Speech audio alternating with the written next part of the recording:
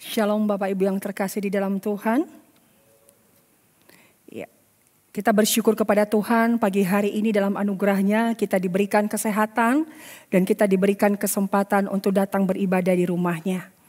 Hari ini dalam ibadah ini kita akan merenungkan sebuah tema El Roi. Mari Bapak Ibu, saya mengajak kita untuk membaca Alkitab kita di dalam Kejadian pasal 16 ayatnya yang pertama hingga ayat yang ke-16. Kejadian pasal 16 ayat yang pertama hingga ayat yang ke-16. Kita akan membaca satu perikop ini supaya kita bisa mengerti alur ceritanya. Ayat yang pertama, adapun Sarai istri Abram itu tidak beranak. Ia mempunyai seorang hamba perempuan orang Mesir, Hagar namanya. Berkatalah Sarai kepada Abram, engkau tahu Tuhan tidak memberi aku melahirkan anak. Karena itu baiklah hampiri hambaku itu, mungkin oleh dialah aku dapat memperoleh seorang anak. Dan Abram mendengarkan perkataan Sarai.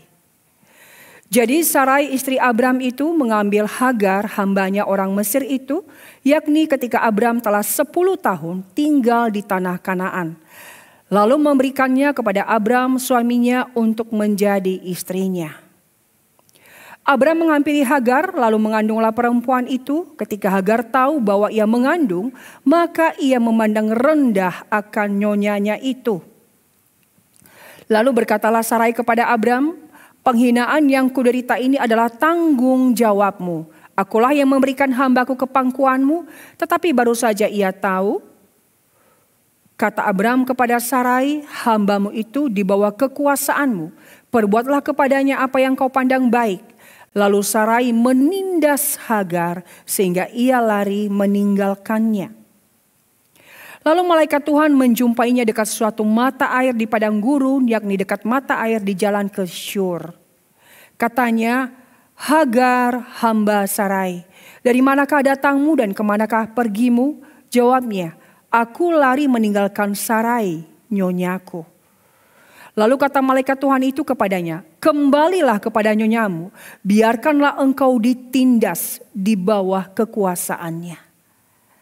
Lagi kata malaikat Tuhan itu kepadanya, aku akan membuat sangat banyak keturunanmu sehingga tidak dapat dihitung karena banyaknya. Selanjutnya kata malaikat Tuhan itu kepadanya, engkau mengandung dan akan melahirkan seorang anak laki-laki dan akan menamainya Ismail. Sebab Tuhan telah mendengar tentang penindasan atasmu itu. Seorang laki-laki yang lakunya seperti keledai liar, demikianlah nanti anak itu.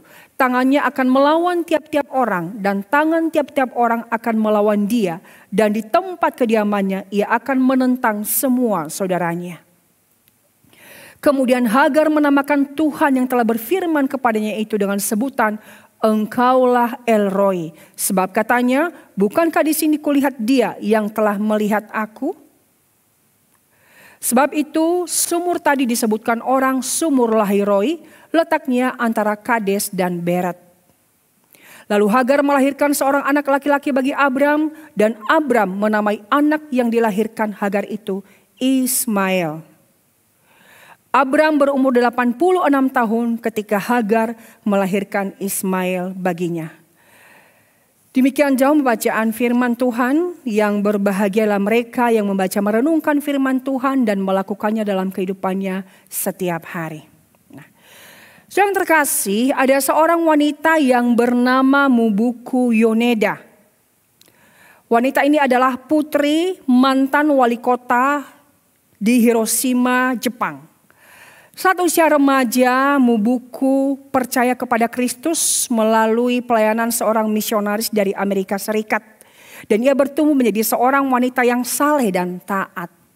Suatu hari, sebuah kebiasaan adat di Jepang, maka Mubuku atas paksaan orang tua harus menikah dengan seorang pria yang tidak seiman.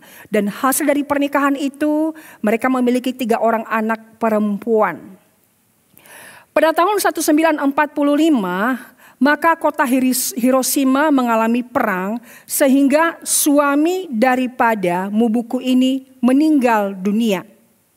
Nah, saudara, ketika meninggal, maka si wanita ini sempat kewalahan dan juga mengalami sedikit agak stres di dalam menghidupi ketiga anak perempuannya.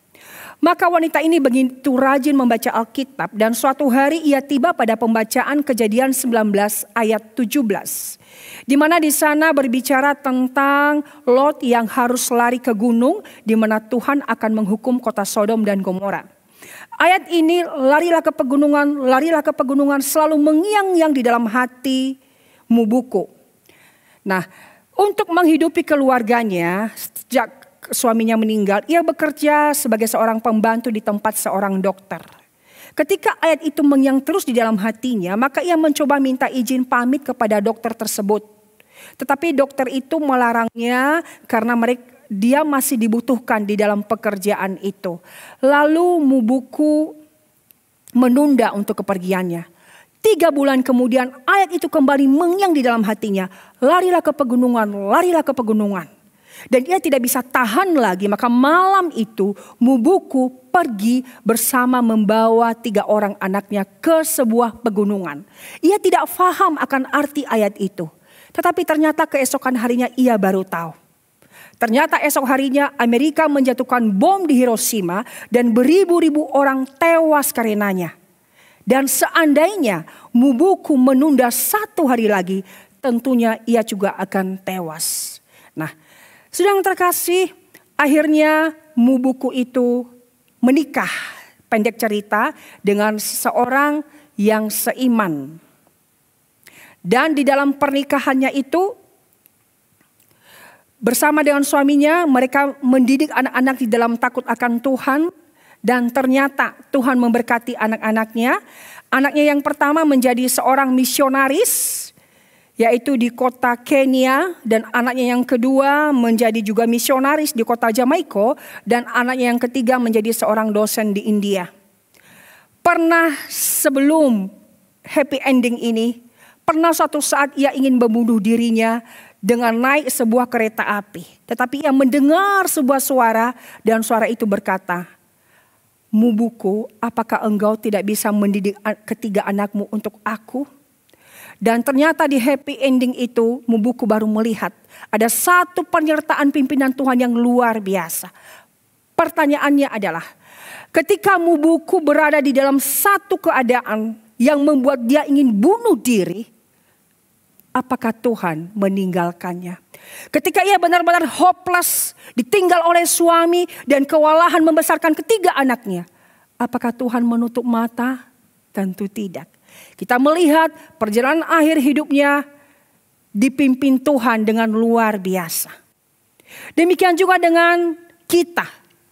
Dan juga Hagar yang kita baca hari ini.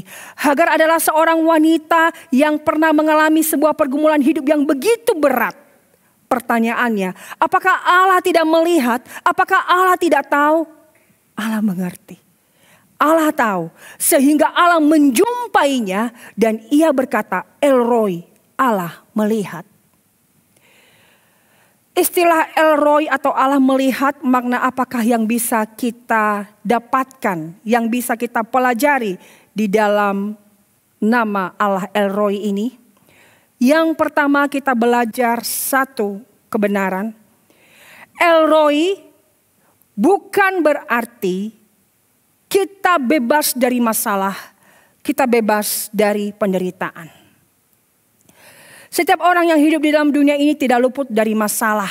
Dan kita pun sebagai pengikut Tuhan tidak bebas dari masalah. Alkitab menceritakan dengan jelas bahwa Abraham adalah orang yang diberkati Tuhan. Tuhan telah berfirman kepada Abraham, aku akan memberkati engkau menjadi bangsa yang besar. Namun sebagai orang diberkati oleh Allah, apakah Abraham luput dari masalah? Apakah Abraham luput dari persoalan? Tidak. Di dalam ayat yang pertama di sana Alkitab mencatat mereka juga memiliki sebuah pergumulan dan pergumulan ini sangat serius. Dicatat Abraham tidak memiliki anak karena Sarai mandul. Nah, saudara, ini sebuah masalah pergumulan penderitaan bagi Abraham. Seandainya ya kalau kita berimajinasi Abraham bertemu dengan setiap orang, pasti dia bercerita, tolong ya doakan saya. Pergumulannya apa Pak Abraham? supaya aku dapat anak. Ini aku semakin tua, semakin rentan. Tuhan sudah berjanji akan memberi aku anak. Tetapi coba, istriku semakin tua. Saya juga semakin tua. Ini merupakan pergumulan saya yang berat. Tolong doakan saya. Harta saya begitu banyak. Nah, kedua orang ini benar-benar panik dan bingung. Lalu akhirnya Sarai berkata, Hagar hambaku, siapa tahu melalui dia kita bisa dapat keturunan. Dan ternyata ketika Hagar hamil, dia mungkin berpikir, wah posisi saya sekarang mungkin sudah lebih baik. Karena tuan saya sangat menginginkan anak dan itu istrinya tidak bisa memberi. Aku bisa, aku sekarang mengandung. Dan ketika ia mulai sombong, Sarai merasa pasti ada rasa kecemburuan, ada rasa sakit hati, ada rasa minder. Dan dia berkata kepada Abram, tuh loh si Hagar. Abram pasti dilema Bapak Ibu. Di satu sisi ia sangat cinta kepada istrinya Sarai. Dan di satu sisi ia tidak cinta kepada Hagar. Namun Hagar sedang mengandung darah dagingnya. Tapi ia berkata, ia ada dalam kekuasaanmu. Lalu akhirnya Sarai menindas Hagar. Apakah Tuhan tidak tahu masalah keluarga ini? Oh, Tuhan sangat tahu. Justru Tuhan telah memilih Abraham menjadi dan sudah merancang untuk menjadi nenek moyang dari sebuah bangsa yang besar. Lalu bila Tuhan melihat pergumulan mereka, apakah Tuhan segera bertindak? Apakah Tuhan segera menyelesaikan secara instan masalah yang mereka hadapi? Tidak. Abraham dan Sarai diproses oleh Tuhan sedemikian rupa sampai pada titik nol. Sarai mati haid. Benar-benar titik nol.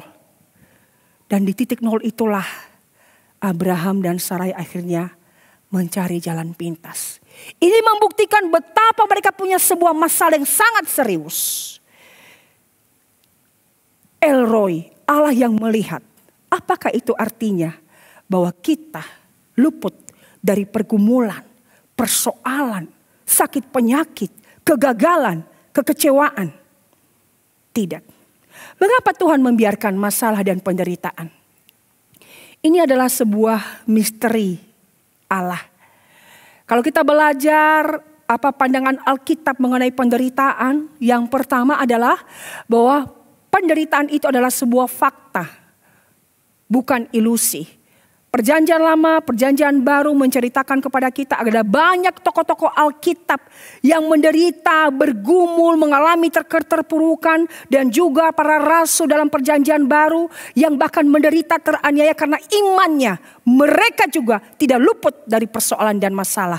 Ya, penderitaan itu adalah sebuah fakta yang tidak luput dari kehidupan setiap anak Tuhan. Yang kedua, penderitaan itu terjadi di dalam kedaulatan Allah. Allah yang mengendalikan hidup setiap kita. Termasuk keadaan-keadaan yang kita alami. Bahkan sehelai rambut pun tidak akan jatuh ke bumi kalau bukan atas izin Tuhan. Semua penderitaan yang ada ini ada di dalam kedaulatan Tuhan. Yang ketiga, penderitaan itu tidak akan pernah memisahkan kita dari kasih Allah. Termasuk maut, sakit penyakit, kegagalan, kekecewaan tidak akan memisahkan kita dari kasih Allah. Kenapa? Karena dalam setiap situasi hidup yang kita alami, di sana ada Allah. Dan ada kasih-Nya yang selalu bersama dengan kita. Paulus yang kenyang dengan penderitaan. Di dalam dia melayani Tuhan, karam kapal, dirajam batu, dipenjarakan, nyawa terancam. Dia menyaksikan bahwa tidak ada seseorang atau sesuatu yang bisa memisahkan kita dari kasih Allah. Dan yang keempat, penderitaan menurut Alkitab bukan selalu akibat dosa atau hukuman. Tetapi kadangkala Allah memakai penderitaan untuk menyatakan kemuliaannya bagi kita.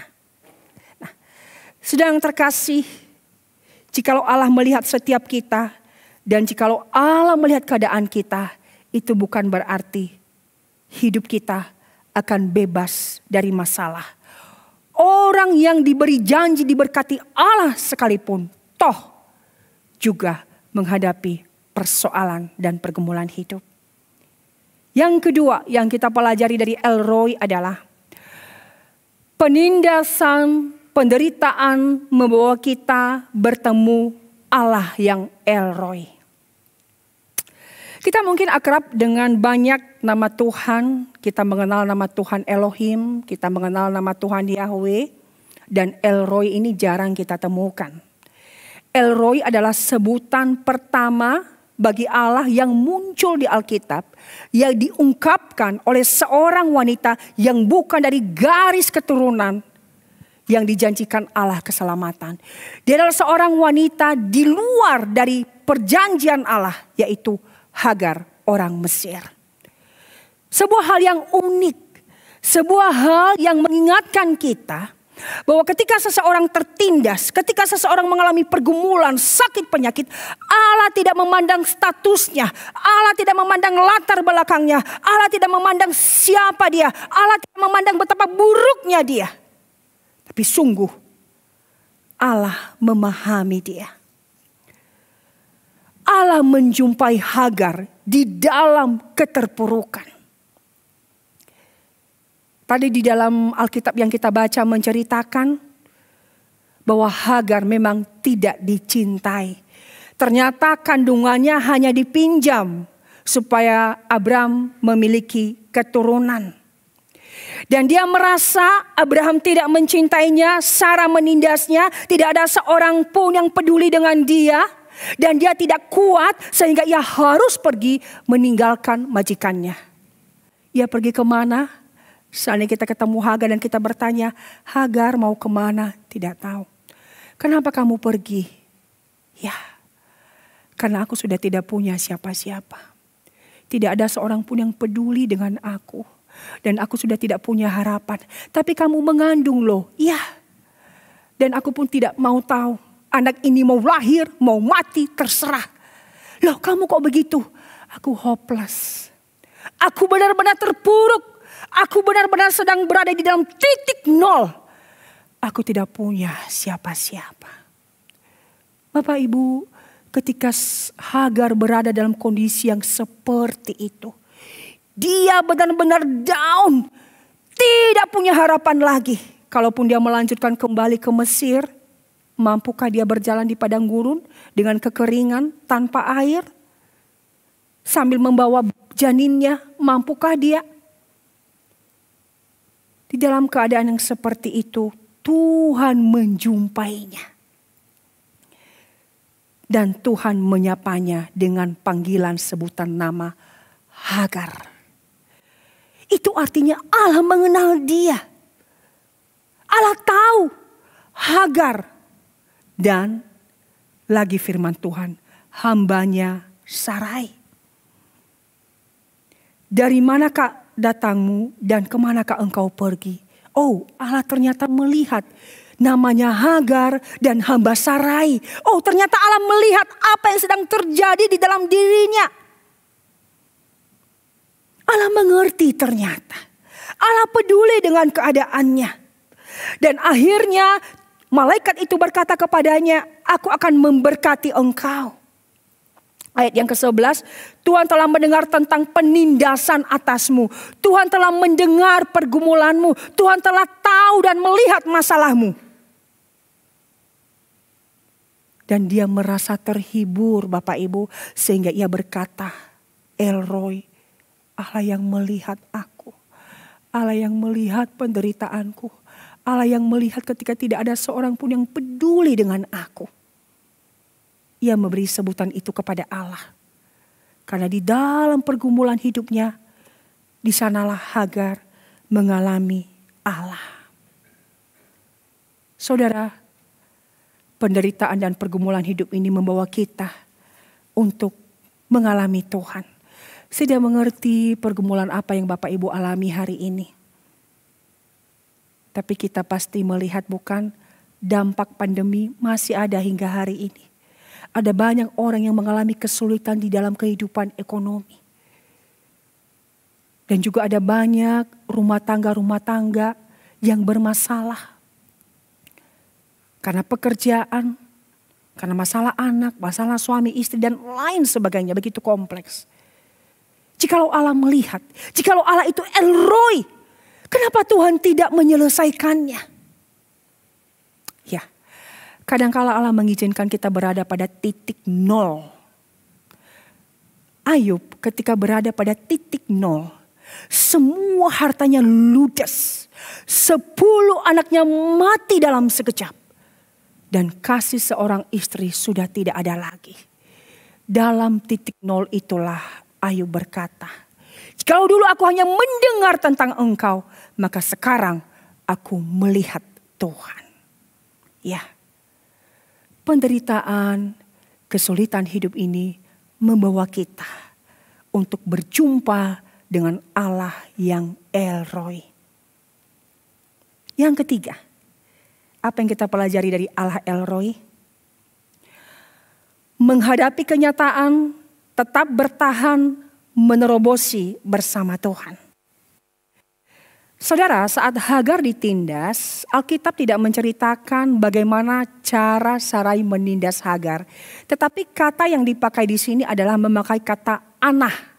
Kata anah ini adalah kata juga yang dipakai di kitab Keluaran ketika bangsa Mesir menindas bangsa Israel. Dan begitu beratnya penindasan itu sehingga Israel berteriak kepada Allah. Dan di dalam Keluaran dicatat Allah berkata, "Aku mendengar teriakan umatku." Itu berarti ketika Sarai menindas Hagar dengan kata yang sama berarti Hagar sangatlah menderita. Ia tidak kuat sehingga tidak ada pilihan baginya. Harapannya pupus. Oh, mungkin status saya akan menjadi lebih baik. Karena keluarga ini sangat mendapatkan keturunan. Nih loh, aku bisa memberikan. Siapa tahu keadaanku bisa menjadi lebih baik. Tapi harapan itu putus karena penindasan Hagar jauh lebih menyakitkannya. Dan juga mungkin sikap Abraham yang tidak mencintainya. Hanya meminjam kandungannya untuk mendapatkan anak. Karena ia tidak kuat, maka Hagar akhirnya pergi melarikan diri ke padang gurun. Nah, saudara, ketika Allah menjumpainya dalam wujud malaikat Tuhan, apa kata malaikat itu kepadanya? "Oh ya, kamu pulang aja ke Mesir, betul-betul. Daripada kamu ditindas, daripada kamu sengsara, daripada kamu stres. Ya, pergi aja. Apakah begitu? Tidak. Justru Alkitab mencatat ketika Tuhan melihat dia tertindas, maka Tuhan berkata kepada Sarai, kepada Hagar, "Kembalilah kepada nyonyamu dan biarkan engkau ditindas olehnya." Oh, Bapak Ibu.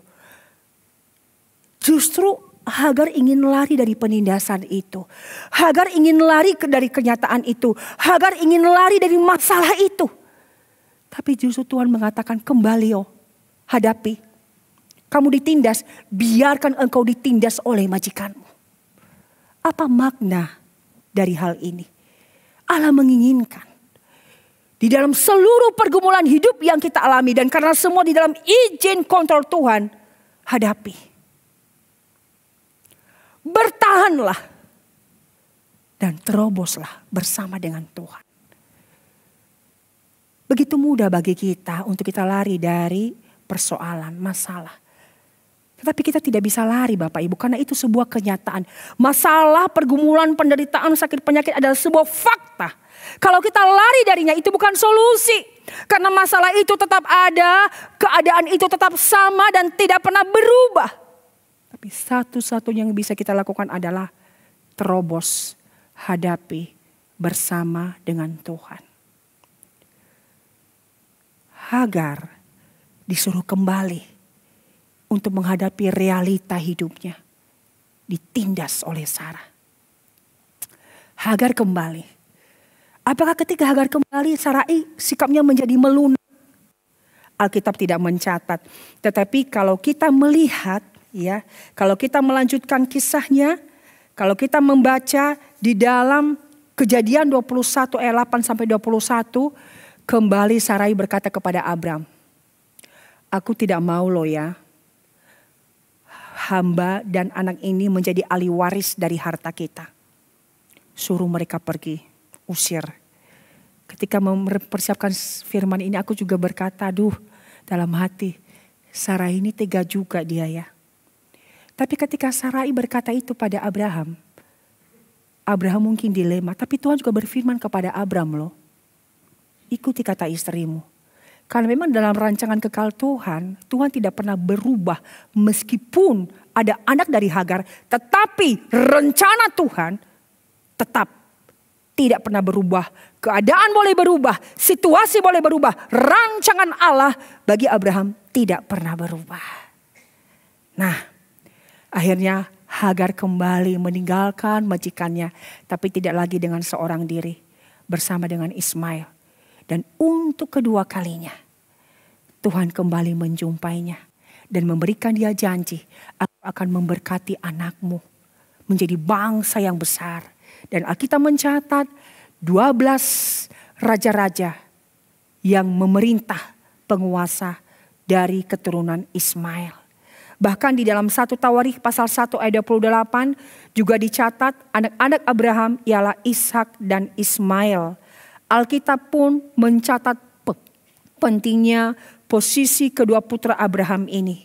Inilah bukti pentingnya kedua putra Abraham ini, di mana kedua namanya pun dicatat dalam kitab sejarah Israel. Hagar menerobosi kenyataan yang terjadi hingga akhirnya Allah menggenapkan janjinya untuk menjadikan Ismail menjadi bangsa yang besar. Saudara, saya tidak mengerti dan tidak tahu pergumulan apa yang Bapak Ibu alami hari ini. Apakah kita putus asa? Apakah kita ingin lari darinya? Tuhan berfirman kepada Hagar, kembali hadapi kenyataan bahwa engkau memang ditindas. Apakah selanjutnya Hagar kuat? Ya. Kembali dia akan ditindas lagi. Tapi pada akhirnya pun rencana Tuhan tergenapi. Saudara, ketika Winston Churchill masih menjadi Perdana Menteri Inggris, pada suatu hari beliau diundang untuk menyampaikan pidato di tempat di mana beliau dulu pernah sekolah. Maka para guru dan murid sudah menyiapkan semua hal untuk menyambut kedatangan beliau, sekolah dihias dan juga diberikan acara-acara yang menarik. Ketika tiba waktunya Winston Churchill untuk menyampaikan pidato, maka mereka sudah menunggu ada sebuah pidato yang bagus, yang isinya padat, yang sangat memberikan kepada kita sebuah wawasan dan inspirasi yang baru. Mereka menanti-nantikan waktu tersebut. Nah, ketika Winston Churchill sampai di podium, dia menyampaikan pidatonya dengan sangat singkat. Ia hanya berkata, jangan putus asa. Jangan putus asa. Jangan putus asa. Lalu beliau kembali ke tempat duduknya. Hadirin termangu, terdiam. Apakah mereka tidak mengerti pidato beliau? Sangat paham, sangat mengerti. Jangan putus asa. Ya, apapun keadaan kita hari ini, jangan menyerah. Jangan putus asa, karena ada Allah El Roi yang menolong kita untuk menjalani dan menerobosinya. Allah yang sama, yang telah menolong Abraham dan Sarai pada titik nol, yang telah menolong Hagar pada titik nol. Allah yang sama juga akan menolong saudara dan saya untuk bisa menerobos semua itu, sehingga pada waktunya janji Allah akan tergenapi. Tetaplah bertahan, tetaplah kuat karena Allah El Roi selalu bersama dengan kita. Amin.